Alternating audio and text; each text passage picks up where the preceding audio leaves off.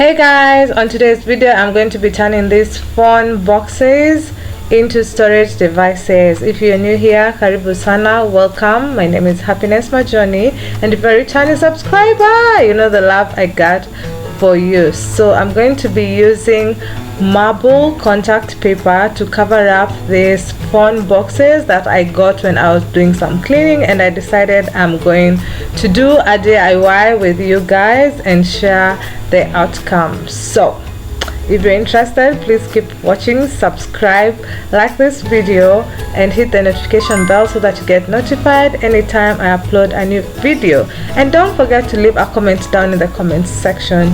So without further ado, let us jump right into the video.